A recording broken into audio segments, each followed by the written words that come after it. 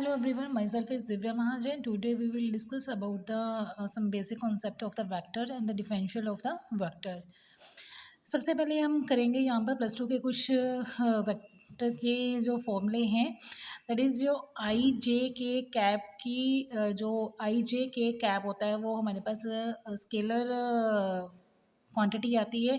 तो that is उनकी जो आई कैप जे कैप और के कैप की डॉट प्रोडक्ट सेम की डॉट प्रोडक्ट कितनी होती है, हमारे पास 1 होती है। तो ये रिजल्ट याद रखना है आपने। तो ये जो आई जे के कैप है, जैसे मैंने आपको बताया स्केलर वेक्टर होते हैं, दैट इज़ यूनिट वेक्टर होती है। इनकी जो मैग्नीट्यूड वैल्यू होती है वो हमारे पास 1 होती है। और अगर हमारे पास सेम की डॉट प्रोडक्ट नहीं आ रही, that is I dot J आ रहा है, जे डॉट के आ रहा है, के डॉट आई आ रहा है, तो इनकी डॉट प्रोडक्ट हमारे पास कितनी होती है, 0 होती है। तो यहाँ पर नेक्स्ट जो बहुत ज़्यादा इम्पोर्टेंट आपके पास जो है फॉर्मूला रहने वाला है वो दैट इज़ यूनिट वेक्टर। ये आगे हर चैप्टर के अंदर जो है वेक्टर से रिलेटेड जो है उसके अंदर ये रिपीट होगा बार बार। That is unit vector. Unit vector क्या होता है, जिनकी मैग्नीट्यूड वैल्यू जो होती है वो 1 होती है। ठीक है, जिनकी मैग्नीट्यूड वैल्यू क्या होती है, 1 होती है। तो यूनिट वेक्टर, किसी भी वेक्टर का हमने जब यूनिट वेक्टर निकालना है उसको हम ए कैप के साथ डिनोट करते हैं। और ए कैप का फॉर्मूला क्या आता है, ए वेक्टर सेम वेक्टर और उसी के नीचे उसके मैग्नीट्यूड की वैल्यू होती है, दैट इज़ ये यूनिट वेक्टर होता है हमारे पास। तो उसका फॉर्मूला जो है वो लर्न करना है आप लोगों ने। जैसे एग्जांपल मैंने दे रखी है यहाँ पर, अगर ए वेक्टर मेरे पास A cap B J cap C K cap है, तो उसकी मैग्नीट्यूड वैल्यू मेरे पास कितनी होगी, A square plus B square plus C square होगी। तो ये मैग्नीट्यूड निकालने का फॉर्मूला बताया कि मैग्नीट्यूड हम कैसे निकाल सकते हैं। तो वो डॉट प्रोडक्ट से रिलेटेड कुछ हमारे पास प्रॉपर्टीज़ आती हैं। प्रॉपर्टीज़ में पहली प्रॉपर्टी तो मैंने आपको बता दी, क्योंकि सेम की डॉट प्रोडक्ट होती है वो हमारे पास 1 के इक्वल होती है। और अगर ऑपोजिट वेक्टर नहीं, सेम वेक्टर्स नहीं आ रहे, सेम वेक्टर की डॉट प्रोडक्ट नहीं आ रही, तो हमारे पास यूनिट वेक्टर की बात कर रहे थे। तो यूनिट वेक्टर में अगर आई जे के कैप की यूनिट वेक्टर ऑपोजिट आ रहे हैं तो हमारे पास उनकी डॉट प्रोडक्ट 0 होती है। लेकिन ये सिर्फ यूनिट वेक्टर में ही पॉसिबल होता है, ना कि दूसरे वेक्टर्स के लिए। ठीक है, तो यहाँ पर जो प्रॉपर्टीज़ कर रहे हैं हम सभी वेक्टर्स के लिए कर रहे हैं। तो यहाँ पर यूनिट वेक्टर की बात नहीं हो रखी है। तो यहाँ पर यूनिट जो वेक्टर डॉट प्रोडक्ट है वो क्यूमिटेटिव होती है। क्यूमिटेटिव का मीनिंग क्या है, अगर हम पोजीशन इंटरचेंज कर रहे हैं, ए की जगह बी लिख रहे हैं, बी की जगह ए लिख रहे हैं, आगे बी ए की जगह बी लिख दिया, बी की जगह ए लिख दिया, तब भी इसमें कोई प्रोडक्ट में कोई डिफरेंस नहीं होगा हमारे पास। दैट इज़ ये क्यूमिटेटिव प्रोडक्ट होती है हमारे पास डॉट प्रोडक्ट। तो सेम की डॉट प्रोडक्ट यूनिट वेक्टर की 1 होती है। लेकिन यहाँ पर ये जनरल वेक्टर आ रहा है हमारे पास, ए वेक्टर जो है जनरल, इसके बारे में हमें नहीं पता कि ए जो यूनिट वेक्टर है या नहीं है। तो अगर तब सेम वेक्टर की जो डॉट प्रोडक्ट होती है वो ए वेक्टर का मैग्नीट्यूड का क्या होगा, हमारे पास स्क्वायर होगा। नेक्स्ट जो है हमारे पास ए डॉट बी जो है हम उससे एंगल भी निकाल सकते हैं। That is A dot B dot किसके इक्वल होता है, ए का वेक्टर का मैग्नीट्यूड बी का वेक्टर का मैग्नीट्यूड को मल्टीप्लाई करना, वो कोस थीटा, या इस हम कोस थीटा की वैल्यू यहाँ से निकाल सकते हैं। A dot B dot A vector dot B vector divided by A vector का मैग्नीट्यूड और डिवाइडेड बाय बी वेक्टर का मैग्नीट्यूड। तो अगर हमारे पास थीटा क्या आ रहा है, 90 आ रहा है। ये प्लस टू में भी रिजल्ट किया था, अगर थीटा 90 आएगा तो जब यहाँ पर हम कोस थीटे को 90 फिल करेंगे तो कोस 90 हमारे पास कितना होता है, 0।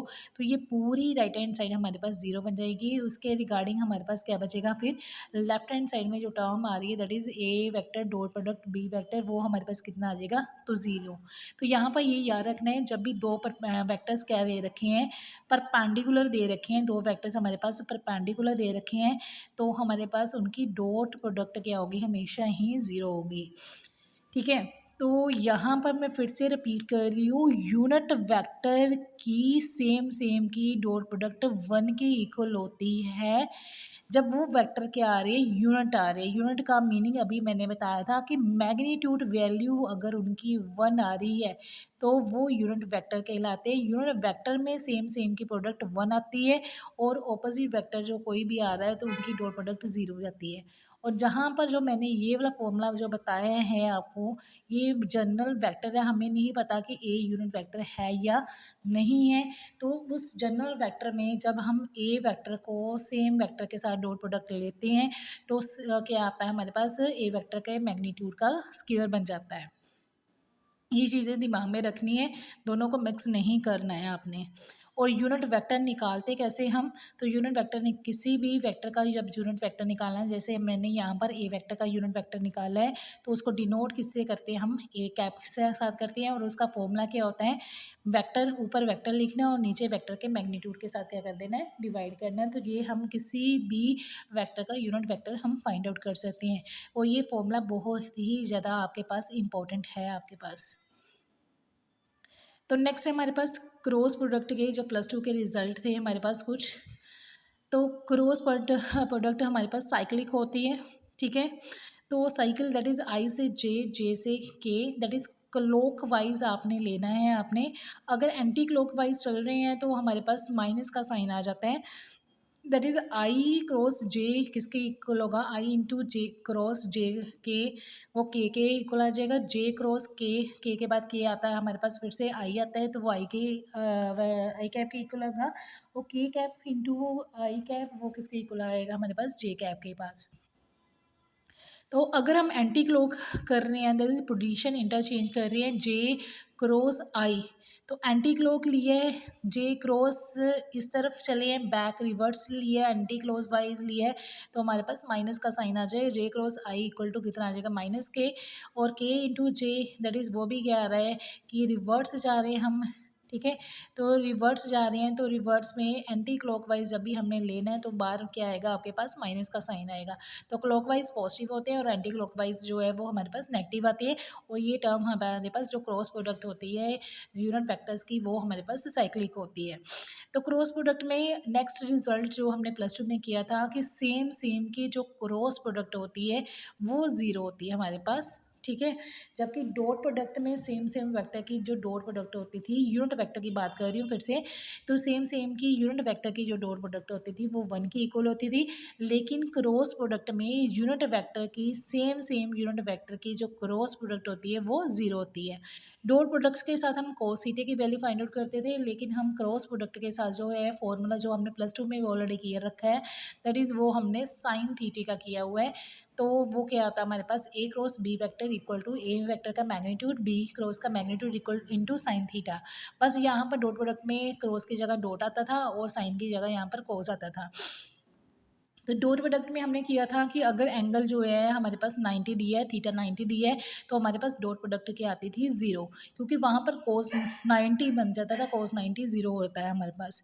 लेकिन यहाँ पर अगर थीटा क्या आ रहा है, ज़ीरो, या फिर थीटे की वैल्यू जो आ रही है पाई आ रही है, ठीक है। तो उस केस के अंदर साइन ज़ीरो ज़ीरो होता है और साइन पाई भी हमारे पास कितना होता है, ज़ीरो। तो उस केस के अंदर हमारे पास ए क्रॉस बी की वैल्यू जो है वो हमारे पास ज़ीरो बन जाती है। दैट इज़ अगर ए क्रॉस बी ज़ीरो दी है तो एंगल जो होगा थीटा होगा वो ज़ीरो होगा या पाई होगा। अगर ए डॉट बी आपके पास ज़ीरो आ रहा है, तो अगर डॉट प्रोडक्ट ज़ीरो आ रही है तो एंगल हमारे पास जो है वो 90 का होगा।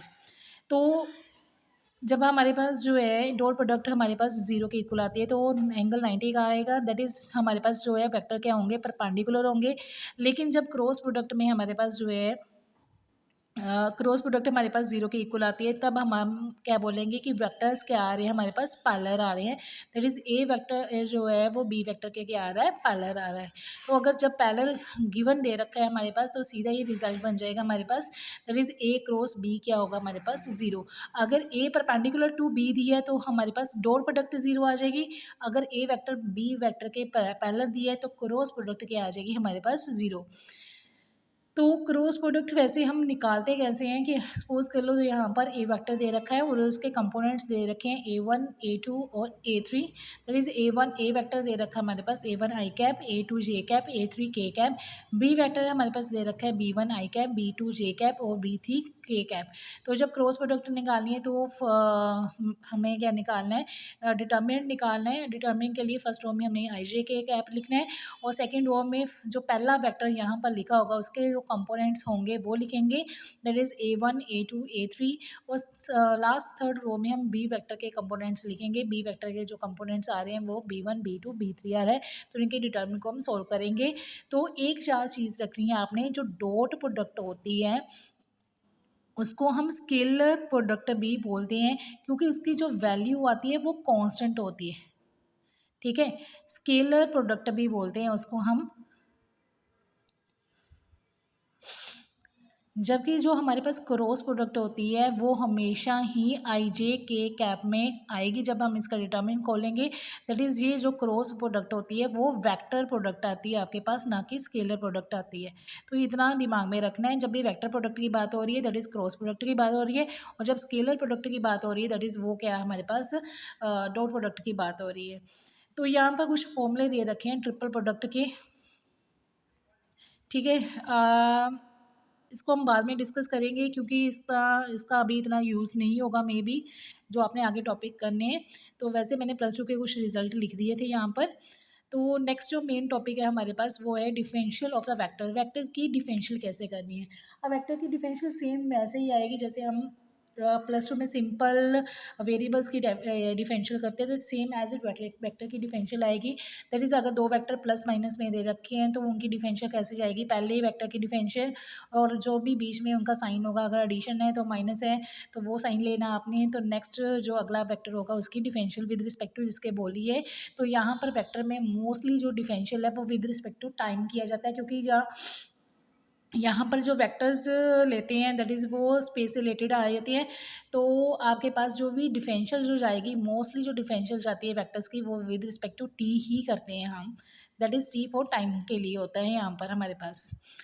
तो नेक्स्ट जो है, अगर हमारे पास दो वेक्टर्स की डॉट प्रोडक्ट दे रखी है तो उनकी डिफरेंशियल कैसे करनी है। तो u इंटू वी का कॉन्सेप्ट लगाना है बस। तो बस यहाँ पर मल्टीप्लाई की जगह क्या आएगा आपके पास, डॉट आएगा। दैट इज़ एक बी का वेक्टर का डिफरेंशियल किया तो ए वेक्टर एज इट बीच में डॉट प्रोडक्ट आ गई, फिर ए का वेक्टर का डिफरेंशियल किया डॉट प्रोडक्ट बी आ गया। अगर क्रॉस प्रोडक्ट आ रही है तब भी आपने u इंटू वी का ही फॉर्मूला लगाना है, बीच में यहाँ पर डॉट की जगह आपके पास क्या लगाना है यहाँ पर क्रॉस, क्योंकि क्रॉस प्रोडक्ट आ रही है तो यहाँ पर क्रॉस लगाएंगे। बाकी मेथड वही रहेगा, ए एज इट बी की A as it cross product into the b का derivative with respect to t and a का derivative with respect to t और cross product of b vector. अगर एक वेक्टर के साथ कांस्टेंट मल्टीप्लाई में आ रहा है तो सेम जैसे हमारे पास सिंपल वेरिएबल्स में होता था, अगर कांस्टेंट मल्टीप्लाई में आ रहा था कांस्टेंट एज इट रहेगा, जो वेरिएबल होगा उसकी डिफरेंशियल फर्दर होगी। तो सेम एज इसमें भी c जो है वो कांस्टेंट वेक्टर आ रहा है तो c एज इट रहेगा, और डिफरेंशियल जो हमारे पास वेक्टर की होगी that is D over D T होगा। तो अगर कांस्टेंट अकेला आ रहा है, यहाँ पर कांस्टेंट बार बार कांस्टेंट वेक्टर की बात कर रही हूँ क्योंकि ये वेक्टर है। तो कांस्टेंट वेक्टर का मीनिंग जिसकी मैग्नीट्यूड वैल्यू जो है 1 2 3 कुछ भी आ रही है, ज़ीरो आ रहा है, ज़ीरो आएगा तो वो नल वेक्टर बन जाएगा। अगर किसी की मैग्नीट्यूड वैल्यू जो है, किसी वेक्टर की मैग्नीट्यूड वैल्यू 1 2 3 आ रहा है दैट इज़ वो कांस्टेंट। तो कांस्टेंट वेक्टर्स जो है हमारे पास अगर होगा अकेला आ रहा है तो उसकी जो डिफरेंशियल होगी वो हमारे पास क्या होगी, ज़ीरो होगी। तो ट्रिपल क्रॉस प्रोडक्ट में भी जो ट्रिपल प्रोडक्ट है हमारे पास ट्रिपल स्केलर प्रोडक्ट है, तो उसकी अगर हमें डिफरेंशियल करनी है तो उसमें भी सेम एज इट पहले की डिफरेंशियल जाएगी, दो एज इट रहेंगे, फिर सेकंड प्लस सेकंड की डिफरेंशियल होगी, फर्स्ट और थर्ड एज इट रहेंगे। नेक्स्ट जो में आ जाएगा आपके पास फर्स्ट और सेकंड एज इट, और थर्ड की जो है वो डिफरेंशियल होगी। तो ऐसे ही आपके पास जो है ट्रिपल क्रॉस प्रोडक्ट में आएगा आपके पास सेम एज इट, फर्स्ट की डिफरेंशियल करनी है, सेकंड दो एज इट रहेंगे, फिर सेकंड की डिफरेंशियल होगी बाय फर्स्ट और थर्ड जो है वो सेम रहेंगे। नेक्स्ट जो है फिर ए और जो है आपके पास जो फर्स्ट और सेकंड जो वेक्टर है वो एज इट रहेंगे, और सी की जो होगी वो डेरिवेटिव होगा आपके पास। तो यहाँ पर नेक्स्ट जो है D square R over D T square, तो इसको हम लिख सकते हैं D over D T over D R over D T. That is पहले D R over D T निकालेंगे, फिर से उसका एक बार डेरिवेटिव विद रिस्पेक्ट टू क्या करेंगे, टी करेंगे, तो हमारे पास क्या बन जाएगा D square over D T square. ये सेम वैसे ही है जैसे हम D square Y over D X square निकालते हैं। दैट इज वाई का दो बार डिफरेंशियल करना किसके साथ, विद रिस्पेक्ट टू एक्स के साथ, और इसमें आर का डिफरेंशियल किया है विद रिस्पेक्ट टू टी के साथ दो बार। अगर तीन बार आया दैट इज थ्री बार हमने आर का डिफरेंशियल विद रिस्पेक्ट टू क्या करना है, टी के साथ। दैट इज पहले फर्स्ट ऑर्डर का निकालेंगे, फिर सेकंड ऑर्डर का निकालेंगे, और फिर थर्ड ऑर्डर का। अगर आपके पास फोर ऑर्डर का निकालने के लिए बोला तो अप टू सो ऑन ऐसे ही चलता जाएगा। अभी इन जनरल की बात करें तो इन जनरल हमारे पास जो आर वेक्टर होता है वो हमारे पास थ्री डिमेंशन में क्या गिवन दिया होता है, X I cap plus Y J cap plus Z K cap, और D R over D T निकालेंगे तो D X over D T आ जाएगा, डी आई कैप का आई कैप ही रहेगा हमारे पास, डी वाई वाई का D Y over D T आ जाएगा, J cap as it, Z का जो है D Z over D T, K cap as it. ठीक है, तो ये डिफरेंशियल के जो फॉर्मूले है वो बार बार रिपीट होंगे आने वाले टॉपिक के अंदर भी।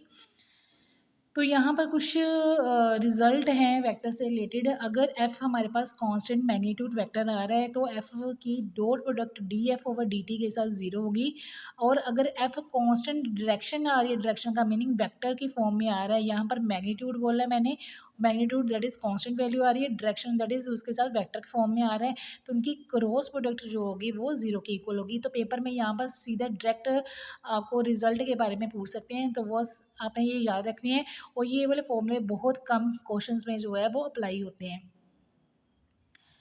तो यहाँ पर एक चीज़ और मैंने बताई है कि एफ वेक्टर का जो मैग्नीट्यूड है वो सिंपली हम एफ लिख सकते हैं, दैट इज़ किसी भी वेक्टर का जब हम मैग्नीट्यूड वैल्यू निकाल लेते हैं तो उसको हम सिंपली ए बी लिख सकते हैं।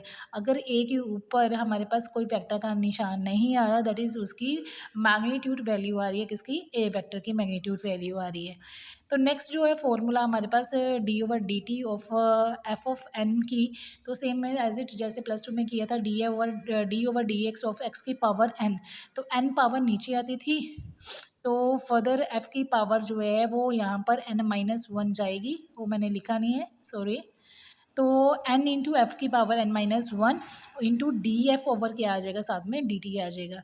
अगर डॉट प्रोडक्ट आ रही है तो हमारे पास जो है F into D F over D T की डॉट प्रोडक्ट एफ़ इंटू यहाँ पर वेक्टर है, ये याद रखना, यहाँ पर क्या आ रहा है, वेक्टर, और यहाँ पर कांस्टेंट दैट इज़ उसकी मैग्नीट्यूड वैल्यू आ रही है F into D B over D F over D T आ रहा है। तो ये वाला फॉर्मूला भी इतने ज़्यादा अप्लाई जो है वो हमारे पास नहीं होता है।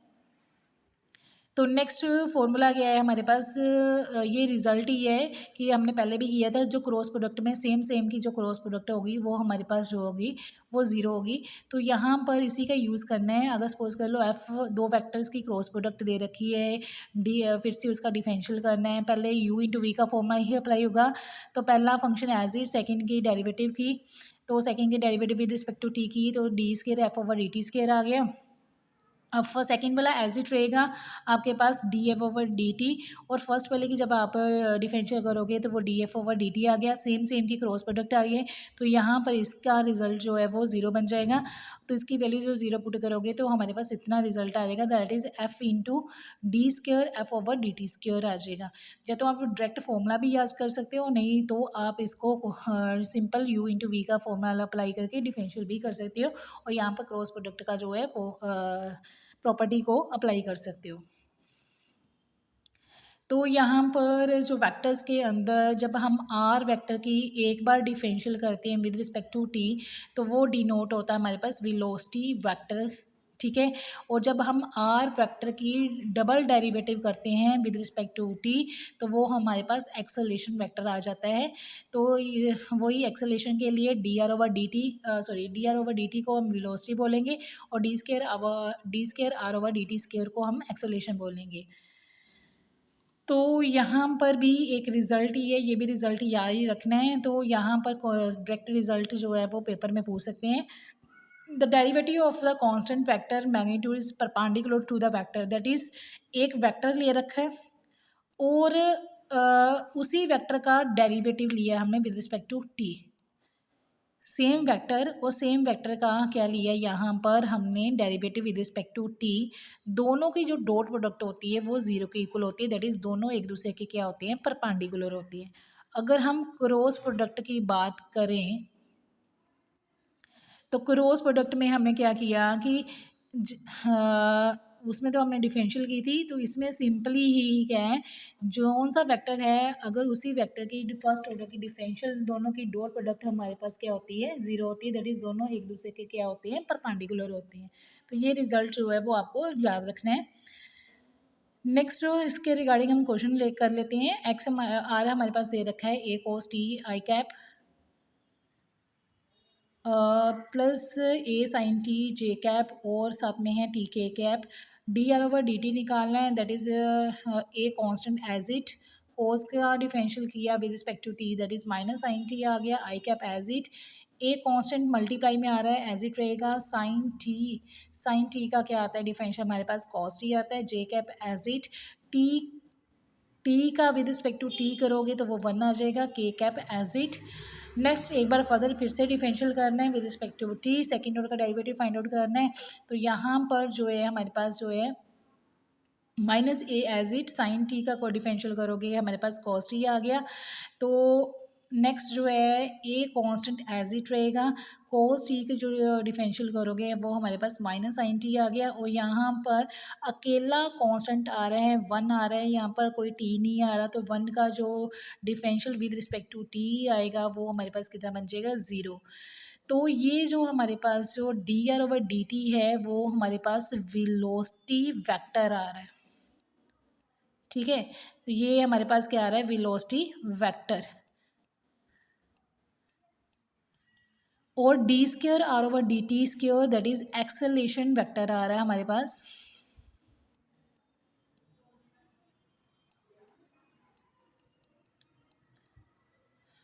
अगर सिंपल वेलोसिटी की बात करें तो मैग्नीट्यूड, अगर सिंपल वेलोसिटी बोली है, वेलोसिटी फाइंड आउट करना है, तो जो वेलोसिटी वेक्टर हमने निकाला है उसकी क्या निकालनी है, अपने मैग्नीट्यूड वैल्यू निकालनी है। अगर एक्सेलेरेशन पूछी है सिंपली तो एक्सेलेरेशन वेक्टर का आपने क्या निकालनी है, मैग्नीट्यूड निकालना है। यहाँ पर मैंने क्या फाइंड आउट किया हुआ है, एक्सेलेरेशन फाइंड किया है। तो एक्सेलेरेशन के लिए एक्सेलेरेशन वेक्टर का क्या निकाला है, यहाँ पर मैग्नीट्यूड निकाला है। दैट इज़ जो आई कैप का जो कोफिशिएंट है उसका स्क्वायर कर दिया, जे के कोफिशिएंट का स्क्वायर कर दिया, के का तो ऑलरेडी आपके पास ज़ीरो है तो उसका भी स्क्वायर आना था। तो यहाँ से ए स्क्वायर कॉमन निकल गया, अंदर आइडेंटिटी लग गई, तो आपके पास जो एक्सेलेरेशन आ रही है वो हमारे पास ए के इक्वल आ रही है। नेक्स्ट इसी के रिगार्डिंग वेक्टर के डिफरेंशियल के रिगार्डिंग हमारे पास क्वेश्चन दे रखा है, ए वेक्टर दे रखा है, बी वेक्टर दे रखा है, और हमने डॉट प्रोडक्ट का डेरिवेटिव करना है और एक बार क्रॉस का करना है। दैट इज़ डॉट प्रोडक्ट का डेरिवेटिव कैसे फाइंड आउट करेंगे, क्रॉस प्रोडक्ट का क्या करेंगे। तो इसको करने के लिए सिंपल है, तो सिंपल क्या है, या तो फॉर्मूले अप्लाई कर लो जो मैंने आपको डायरेक्ट बताए थे डॉट प्रोडक्ट के और क्रॉस प्रोडक्ट के डिफरेंशियल के, या फिर +2 के रिगार्डिंग क्वेश्चन कर लो। पहले ए वेक्टर की डॉट प्रोडक्ट फाइंड कर लो बी के साथ, जो आंसर आएगा उसका डेरिवेटिव कर देना विद रिस्पेक्ट टू टी। ऐसे ही ए क्रॉस बी का फाइंड कर लेना, +2 के अकॉर्डिंग ही आप डिटर्मिन मेथड से, फिर जो आपके पास वेक्टर बचेगा उसका डिफरेंशियल कर लेना विद रिस्पेक्ट टू टी। तो यहाँ पर हमारे पास जो है ए वेक्टर डॉट बी वेक्टर का जब हमारे पास डॉट प्रोडक्ट करेंगे तो हमारे पास डॉट प्रोडक्ट जब हमने निकालनी है तो आई को आई के साथ डॉट प्रोडक्ट निकाली, जे की जे के साथ निकाली, और के की के साथ निकालेंगे तो हमारे पास टी इंटू साइन टी आ गया, 4t इंटू कितना आ गया, -4t इंटू कॉस टी आ गया, और टी स्क्वेयर इंटू 5t आ गया। ये तो आपको +2 का रिजल्ट याद ही है, दैट इज़ आई को आई के साथ करना है, जे को जे के साथ मल्टीप्लाई करना है, और के वाली टर्म को के साथ करना है। तो यहाँ पर ये टर्म आ गई आपके पास ए डॉट बी वेक्टर। तो यहाँ पर सिंपल इसका डेरिवेटिव करना है। तो जब आप डेरिवेटिव करोगे तो सिंपल डेरिवेटिव के फॉर्मूले अप्लाई होंगे। तो यहाँ पर u इंटू वी का फॉर्मूला अप्लाई होगा। पहले u का डिफरेंशियल किया with respect to T, one आ गया आपके पास, sine T as it, u as it, v का डिफरेंशियल किया साइन का तो कॉस टी आ गया। फर्दर फिर से u इंटू टी का फॉर्मूला अप्लाई होगा आपके पास, तो -4t का -4 आ गया, cos T as it. Further cos T का करना था विद रिस्पेक्ट टू टी, तो माइनस का साइन टी आना था, माइनस माइनस प्लस बन गया, 4t इंटू साइन टी आ गया। नेक्स्ट टी क्यूब इंटू 5 है, तो 3 इंटू 5 वो कितना बन गया, 15t स्क्वेयर। तो जो डॉट प्रोडक्ट की जो डिफरेंशियल होगी वो भी आपके पास जो है वो स्केलर होगी, क्योंकि डॉट प्रोडक्ट होती ही हमारे पास स्केलर है, तो उसकी डिफरेंशियल भी हमारे पास क्या होगी, स्केलर क्वांटिटी ही आएगी। तो मैंने आपको बताया था या तो इस मेथड से कर लो कि +2 के अकॉर्डिंग आप पहले डॉट प्रोडक्ट फाइंड कर लो और उसी के रिगार्डिंग उसका नेक्स्ट स्टेप में उसका डिफरेंशियल कर दो विद रिस्पेक्ट टू टी। ये सिंपल मेथड बन जाता है। तो दूसरा मेथड क्या है कि आप फॉर्मूला अप्लाई कर लो जो आपको फॉर्मूले बताए थे, ए डॉट बी का जो डिफरेंशियल का फॉर्मूला था that is u into V का फॉर्मूला अप्लाई करना। पहला एज इट b का डेरिवेटिव कर दिया विद रिस्पेक्ट टू t, बीच में डॉट प्रोडक्ट आ रही है तो डॉट लिखाओगे। फर्स्ट का डेरिवेटिव किया with respect to t, dot product b as it. तो सिंपली यहाँ पर मैंने ए वेक्टर लिख दिया है और बी का यहाँ पर मैंने डिफरेंशियल करके लिख दिया है यहाँ पर, और लास्ट में इनकी मैंने क्या निकाल दिया डॉट प्रोडक्ट। यहाँ पर इस वाली टर्म में ए का जो डॉट प्रोडक्ट डेरिवेटिव निकाला है और बी का यहाँ पर एज इट वेक्टर लिख दिया है। तो यहाँ पर या तो ये डायरेक्ट फॉर्मूला लगा के आप यहाँ पर डॉट प्रोडक्ट निकाल के सारी टर्म्स को इकट्ठा कर सकते हो, आंसर आपके पास सेम ही आएगा। ठीक है, तो नेक्स्ट जो है हमने करनी थी क्रॉस प्रोडक्ट का डेरिवेटिव। तो क्रॉस प्रोडक्ट में भी सेम एज इट कर सकते हो, अगर फॉर्मूला याद नहीं है तो सिंपली पहले +2 के रिगार्डिंग क्रॉस प्रोडक्ट निकालो। दैट इज़ यहाँ पर आई जे के ए कैप लिखा। सेकंड रो में जो पहला वेक्टर आ रहा है, पहला वेक्टर क्या आ रहा है हमारे पास ए वेक्टर, तो ए वेक्टर के जो आई जे के कैप के कोफिशिएंट्स लिखे। थर्ड रो में हमने जो सेकंड वेक्टर आ रहा है दैट इज़ बी वेक्टर, उसके जो आई जे के कैप के कोफिशिएंट लिखे। तो यहाँ पर हमने क्या किया, उसके रिगार्डिंग डिटर्मिनेंट सॉल्व किया। डिटर्मिनेंट निकालने के बाद जो आपके पास टर्म आएगी उसका क्या निकालना आपने derivative with respect to T. तो यहाँ पर जो क्रॉस प्रोडक्ट होती है वो हमारे पास वेक्टर क्वांटिटी आती है दैट इज़ आई जे के कैप में आती है, तो इसकी जो डिफरेंशियल भी होगी वो भी आई जे के कैप में ही आएगी। सिंपली इसकी डिफरेंशियल करनी है। 20t² की डिफरेंशियल कितनी आ गई हमारे पास 40t, और यहाँ पर u इंटू वी का फॉर्मूला लगेगा। फिर से t² का 2t आ गया, cos t as it. For the t² as it cos t का आ जाएगा हमारे पास माइनस का t, और आई कैप जो है वो बाहर एज इट रहेगा। फर्दर अंदर वाली जे कैप के जो कोफिशिएंट उसकी डिफरेंशियल करोगे तो 5t² का कितना आ गया हमारे पास 10t। नेक्स्ट फिर से u इंटू वी का फॉर्मूला अप्लाई होगा यहाँ पर, -t² का कितना आ गया -2t sin t as it. फिर से -t² एज इट, साइन का कितना आ गया हमारे पास cos t, J cap as it. Next जो है के कैप के कोफिशिएंट का करना है, यहाँ पर भी u इंटू वी अप्लाई होगा और इस तरह भी आपके पास u इंटू वी अप्लाई होगा। तो u इंटू वी अप्लाई करने के बाद हमारे पास जो है के कैप के कोफिशिएंट का भी जो है डिफरेंशियल जो है वो निकल आएगा। तो यहाँ पर डायरेक्ट भी कर सकते हो आप, या फिर +2 के मेथड से के रिगार्डिंग भी आप कर सकते हो। अगर सेम वेक्टर की डॉट प्रोडक्ट की डिफरेंशियल बोली है तो उसको भी सिंपली पहले क्या निकाल सकते हो, पहले डॉट प्रोडक्ट निकालो सिंपली, और उसके बाद सिंपल क्या निकाल दो, उसका डिफरेंशियल निकाल दो, या फिर डायरेक्ट फॉर्मूला भी आप अप्लाई कर सकते हो। तो यहाँ पर एक रिज़ल्ट बताया था मैंने आपको यूनिट वेक्टर का, जो +2 में भी हमने किया था। किसी भी वेक्टर का जब हमने यूनिट वेक्टर निकालना है, दैट इज़ अगर मेरे पास आर वेक्टर गिवन दे रखा है तो उसका मैंने यूनिट वेक्टर निकालना है। तो यूनिट वेक्टर को हम हमेशा डिनोट किसके साथ करते हैं, कैप के साथ। ठीक है, तो उसका फॉर्मूला मैंने क्या बताया था, आर कैप क्या होता है हमारे पास यूनिट वेक्टर होता है। तो यूनिट वेक्टर जब भी हमने निकालना है तो यूनिट वेक्टर के लिए क्या करना है, सेम वेक्टर और उसी के नीचे उसका मैग्नीट्यूड वैल्यू लिखनी है। और मैग्नीट्यूड वैल्यू मैंने बताई थी कि आर वेक्टर का मैग्नीट्यूड को हम सिंपली आर भी लिख सकते हैं, इसीलिए यहाँ पर मैंने सिंपली यहाँ पर आर लिखा हुआ था। ठीक है, तो नीचे या तो मैग्नीट्यूड वैल्यू में आर वेक्टर लिखो या फिर सिंपली आर लिख सकते हो यहाँ पर आप। तो यहाँ पर तो एक फॉर्मूला यहीं से बन जाता है। तो अगर जब हम क्रॉस मल्टीप्लाई करते हैं तो आर इंटू आर कैप की वैल्यू क्या आ जाती है, हमारे पास आर वेक्टर आ जाती है। तो ये फॉर्मूला वहीं से बन जाता है, ये बार बार यूज़ होता है। तो ये मैंने बोला था ये बहुत ही इंपॉर्टेंट फॉर्मूला है, वो दिमाग में रखना है आप लोगों ने। तो नेक्स्ट जो है इसी के रिगार्डिंग जो है हमें फाइंड आउट करना है। अगर हमें फाइंड आउट करने के लिए आ जाए unit tangent vector to the with respect to the vector, तो यूनिट टेंजेंट बोला है तो यूनिट वेक्टर फिर से वही मेथड अप्लाई होगा, ऊपर वेक्टर आएगा और नीचे जो है वेक्टर का मैग्नीट्यूड वैल्यू होगी। अब ये टेंजेंट बोला है तो टेंजेंट वेक्टर जो होता है वो हमारे पास dr/dt होता है, दैट इज सिंगल डेरिवेटिव जो होता है वो टेंजेंट वेक्टर आता है हमारे पास। तो टेंजेंट वेक्टर का यूनिट वेक्टर निकालना है तो ऊपर वेक्टर नीचे वेक्टर का क्या आएगा मैग्नीट्यूड। ये टेंजेंट वेक्टर है,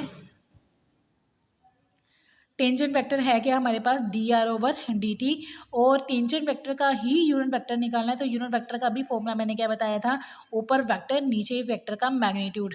तो सेम टेंजेंट वेक्टर ऊपर आ रहा है और टेंजेंट वेक्टर का मैग्नीट्यूड क्या है उसके साथ हम क्या कर देंगे, डिवाइड। तो ये दिमाग में रखना है, that is D R over D T हमारे पास क्या होता है, टेंजेंट वेक्टर होता है। तो यहाँ पर क्वेश्चन दे रखा है हमारे पास x equal to 3 cos t, y equal to 3 sin t और z इक्वल टू 4t। तो हमने यहाँ पर दो चीज़ें फाइंड आउट करनी है, एक टेंजेंट वेक्टर फाइंड आउट करना है, एक unit tangent vector find out करना है। तो टेंजेंट वेक्टर अभी मैंने आपको क्या बताया था, डी आर ओवर क्या होता है, डी टी होता है। तो सबसे पहले तो हम यहाँ पर आर की वैल्यू निकालेंगे। आर वेक्टर हम मैंने बताया था जो स्टैंडर्ड रिजल्ट होता है हमारे पास वो 3 डिमेंशनल में क्या होता है, X I cap y plus Y J cap plus Z K cap होता है। यहाँ पर x की वैल्यू सब्स्टिट्यूट करेंगे, y की वैल्यू सब्स्टिट्यूट करेंगे, z की करेंगे। फर्दर इसका हम जब डिफरेंशियल करेंगे, D R over D T निकाला, डिफरेंशियल करने के बाद जो हमारे पास वेक्टर बचेगा वो हमारे पास क्या आ गया, टेंजेंट वेक्टर। दैट इज पहले क्वेश्चन का हमारे पास आंसर आ गया। दूसरा उन्होंने पूछा था यूनिट टेंजेंट वेक्टर, और यूनिट टेंजेंट वेक्टर अभी बताया, यहाँ पर यूनिट वर्ड आ गया, यूनिट वेक्टर निकालना है। तो जो सा वेक्टर पूछा है वो वेक्टर ऊपर और उसी वेक्टर का मैग्नीट्यूड वैल्यू क्या आएगी, नीचे आ जाएगी। दैट इज जो वो यूनिट टेंजेंट वेक्टर बन जाएगा। अब यहाँ पर एक क्वेश्चन और भी पूछ सकते हैं, नॉर्मल वेक्टर और नॉर्मल वेक्टर का जो है यूनिट वेक्टर। ठीक है, नॉर्मल वेक्टर निकालने के लिए क्या है फॉर्मूला हमारे पास, टेंजेंट वेक्टर का मैग्नीट्यूड वैल्यू मल्टीप्लाई है टेंजेंट वेक्टर की डिफरेंशियल। ठीक है, अब टेंजेंट वेक्टर होता गया था हमारे पास D R over D T. ठीक है, D R over D T होता है हमारे पास। तो टेंजेंट वेक्टर का ही मैग्नीट्यूड और टेंजेंट वेक्टर का फिर से डिफरेंशियल करोगे वो हमारे पास नॉर्मल वेक्टर आएगा। और नॉर्मल वेक्टर जो आएगा उसको एन के साथ डिनोट कर लेना। तो यूनिट नॉर्मल वेक्टर पूछा है तो दैट इज़ एन वेक्टर ऊपर और नीचे उसी का क्या आ जाएगा, मैग्नीट्यूड। जहाँ पर भी यूनिट वेक्टर आपने निकालना है तो जौन सा वेक्टर पूछा है वो वेक्टर ऊपर और उसी वेक्टर का जो है मैग्नीट्यूड नीचे आ जाएगा आपके पास। ठीक है, तो सबसे पहले हम नॉर्मल वेक्टर निकालते हैं। नॉर्मल वेक्टर के लिए हमने क्या निकाला था, D R over D T निकाला था, उसकी मैग्नीट्यूड वैल्यू चाहिए थी, वो निकाली 5 आ गई हमारे पास। उसके बाद निकाला था हमने टेंजेंट यूनिट वेक्टर का हमें डिफरेंशियल निकालना था विद रिस्पेक्ट टू टी, वो निकाल दिया यहाँ पर। ठीक है, नेक्स्ट जो है नॉर्मल वेक्टर का फॉर्मूला लिखा, that is magnitude value multiply the tangent vector की जो डिफरेंशियल आई थी तो वो मल्टीप्लाई करवा दी। उसके बाद यूनिट नॉर्मल ही आपके पास जो है नॉर्मल वेक्टर आ गया, दैट इज़ एन वेक्टर आ गया आपके पास। तो इसका फर्दर हमने क्या निकालना है, यूनिट वेक्टर निकालना है। तो ऊपर एन वेक्टर आ जाएगा, नीचे उसी वेक्टर की मैग्नीट्यूड वैल्यू आ जाएगी, that is unit normal vector बन गया। तो यहाँ पर दो फॉर्मूले आपने दिमाग में रखने हैं, एक आपने रखना है टेंजेंट वेक्टर का। टेंजेंट वेक्टर का फॉर्मूला क्या बताया था मैंने आपको, D R over D T. ये यहाँ पर लिखा है, टेंजेंट वेक्टर का है हमारे पास D R over D T. ठीक है, और टेंजेंट का ही यूनिट वेक्टर निकालना है तो दैट इज़ ऊपर वेक्टर सेम और नीचे क्या आ जाएगा आपके पास, टेंजेंट वेक्टर का क्या आ जाएगा, मैग्नीट्यूड वैल्यू।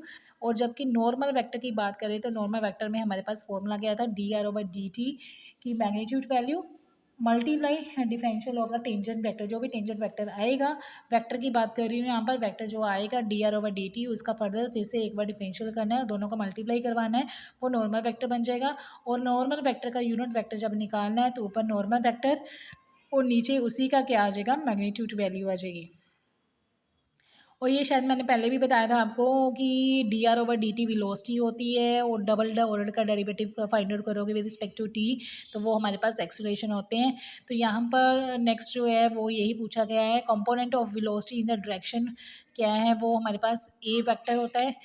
तो जब भी हमारे पास वेलोसिटी पूछी है इन डायरेक्शन ऑफ ए, जब +2 का ही कॉन्सेप्ट है, जब भी किसी डायरेक्शन में किसी का कंपोनेंट पूछते हैं, जिसका कंपोनेंट पूछा है v का, वेलोसिटी का पूछा है, उसी की डॉट प्रोडक्ट जिसके साथ डायरेक्शन पूछी है, डायरेक्शन किसके साथ पूछी है हमारे पास, ए वेक्टर के साथ, तो उसी वेक्टर का क्या ले लेना है आपने, यूनिट वेक्टर। ठीक है, तो जब भी किसी का कंपोनेंट पूछा है, फिर से रिपीट कर रही हूँ, कंपोनेंट किसका पूछा है उन्होंने, वेलोसिटी का, तो वेलोसिटी वेक्टर डॉट प्रोडक्ट क्या आ जाएगा, जिसके डायरेक्शन में उन्होंने, जिस वेक्टर की डायरेक्शन में उन्होंने पूछा है कंपोनेंट, तो कंपोनेंट किसके डायरेक्शन में पूछा उन्होंने, ए वेक्टर, तो ए वेक्टर का यूनिट वेक्टर आ जाएगा साथ में डॉट प्रोडक्ट में, that is V vector into क्या आएगा, dot product into A vector का मैग्नीट्यूड और नीचे सॉरी ए वेक्टर और नीचे उसी का मैग्नीट्यूड वैल्यू। अब same as it X component of acceleration पूछा है, तो एक्सेलेशन कंपोनेंट एक्सेलेशन का पूछा है, तो एक्सेलेशन की साथ डॉट प्रोडक्ट आएगी, और इन डायरेक्शन किसके पूछी है, ए वेक्टर के, तो ए वेक्टर का क्या आ जाएगा, यहाँ पर यूनिट वेक्टर आ जाएगा, दोनों की डॉट प्रोडक्ट हो जाएगी।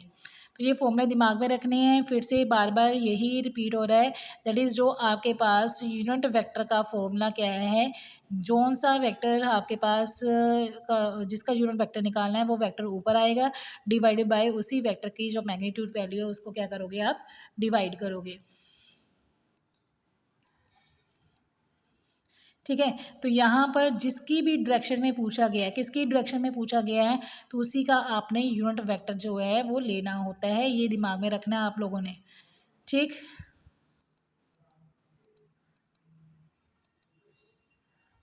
तो यहाँ पर वेलोसिटी का कंपोनेंट पूछा था, वेलोसिटी के साथ डॉट प्रोडक्ट आएगी, किसकी डायरेक्शन में पूछा है, ए वेक्टर की डायरेक्शन में पूछा है, तो ए वेक्टर का यूनिट वेक्टर आएगा, बस ये दिमाग में रखना है आपने। तो यहाँ पर वेक्टर का जो कॉन्सेप्ट है तो यहाँ पर ख़त्म होता है। तो नेक्स्ट जो हम अगली वीडियो में हम जो इसके बारे में डिस्कस करेंगे वो है ग्रेडिएंट।